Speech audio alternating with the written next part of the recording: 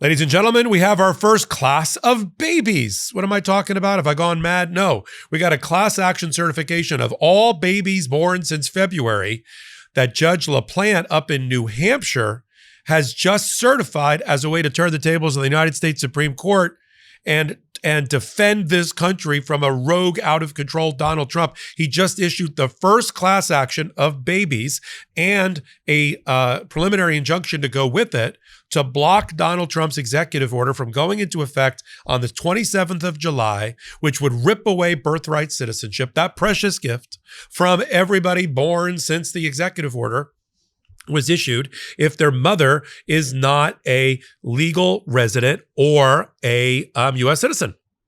That's not what the 14th Amendment says. The 14th Amendment focuses on the baby, and so does Judge LaPlante. Focus on the baby, and so am I on this hot take.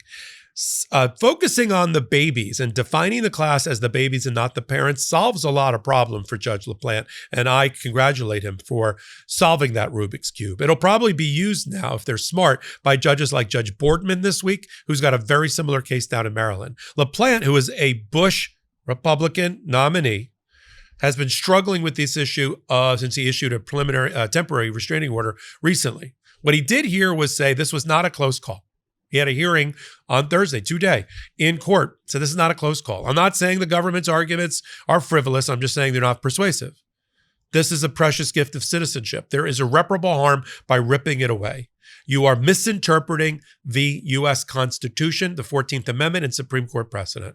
And therefore, I'm not going to let you do that. Now, back it up. There are 9 different judges who have looked at this issue, who are looking at this issue. All of them, Bush appointees, Trump appointees, Biden appointees, Obama appointees, Clinton appointees, Reagan appointees, who've all said the exact same thing, that Donald Trump's executive order is unconstitutional. You can't change the Constitution by an executive order. You want to do that? You got to do an amendment. And you want to do an amendment, you need 2/3 of the states to go along with that and 2/3 of the House and the Senate. You can't just say, well, I just declare that the language there that you could read with your plain eyes doesn't say what it says it says.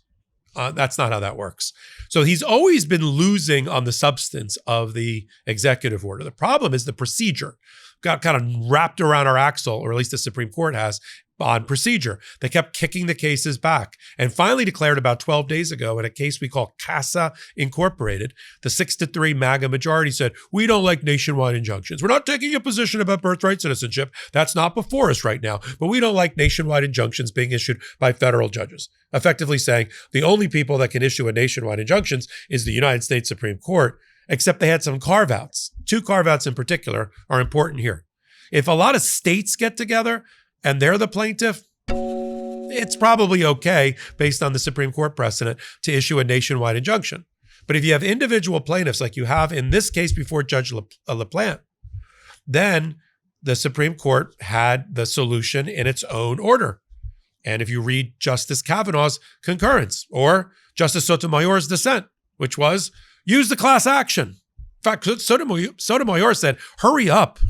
If you're representing babies, you better run into court like any minute now and file a class action motion to certify a class. I won't tell you how, and to get a preliminary injunction on top of that. That's your nationwide injunction. Ta-da. And that's what they did. Of course, the Trump administration is arguing it's a nationwide injunction. It's exactly what the Supreme Court said you couldn't do. No, the Supreme Court said you couldn't do a nationwide injunction unless you have states in front of you, or you do a class action with a preliminary injunction, which is the functional equivalent of a nationwide injunction. And that's what they did. It's not a magic trick. I mean, it is a magic trick, but we see the wires. We see how that rabbit got in the hat, right? But the genius of Judge LaPlante is the babies.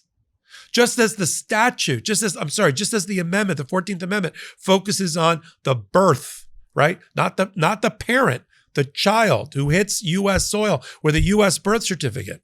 That's what Judge LaPlante focuses on. That solves a multitude of problems because the Trump administration and LaPlante knows about it because all the federal judges know about what's being filed in the various courts around the country on this issue. Trust me, all the clerks for all the judges are getting all the filings and talking to the other clerks and getting all the papers so they have either a consistent or at least an understanding of how judges in different courts are handling the same problem. They'd be fools not to. So they know, for instance, that the Trump administration has already filed papers in another court in which they said, you can't certify this class because the plaintiffs are all different. One's got an H-1B visa, one's got a green card. One's got an asylum application pending. One is illegal. One is on a tourist visa.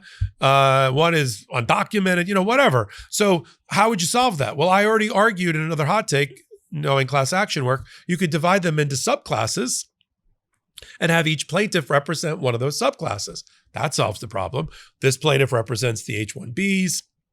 This one represents the tourist visas. This one represents the undocumented or whatever it is. That's how you solve it.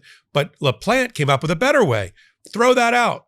Don't certify the parents. The parents aren't the plaintiffs. In this case, the babies are the plaintiffs. Or at least the parents are putative representatives because they're obviously minors, the most minor of minors in this scenario. So he issued his order. Let me read to you from the order. It's very, very simple. Now, let me also manage expectations. As expected, this is not a shocker. He's blocked the executive order from taking place and being implemented on the 27th of July. And Judge Boardman's going to do the same thing this week. But he gave a 7-day reprieve.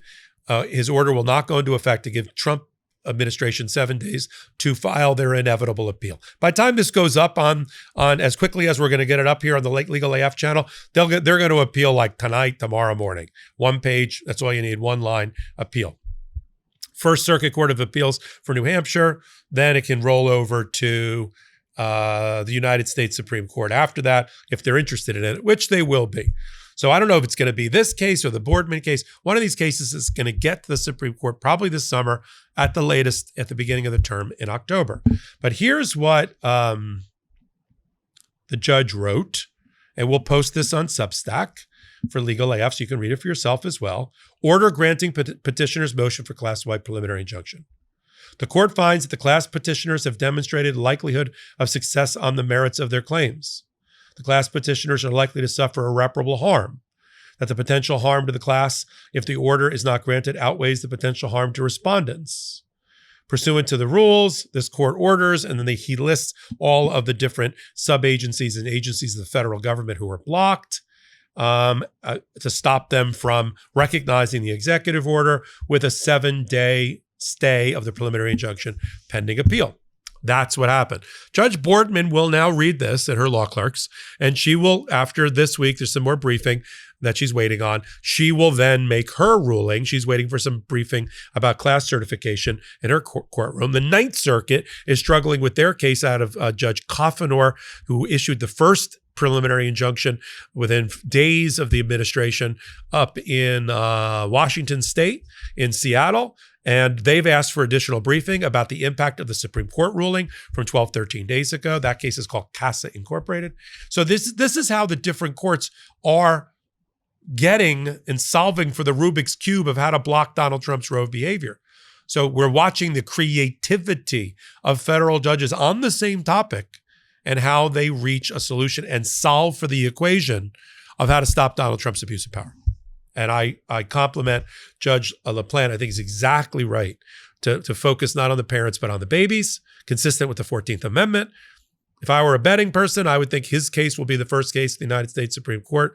And I think his analysis that he'll be issuing in a memo will be pretty airtight, pretty watertight. And we'll report on it more here on Legal AF. While you're here, no outside investors, no paywall. The only way that you can support us and that we ask you to support us right now is to hit the subscribe button, all for free. Set your reminders, watch our videos, watch our podcasts. We got several of them. We've got the Legal AF podcast. We've got It's Complicated. We've got Unprecedented.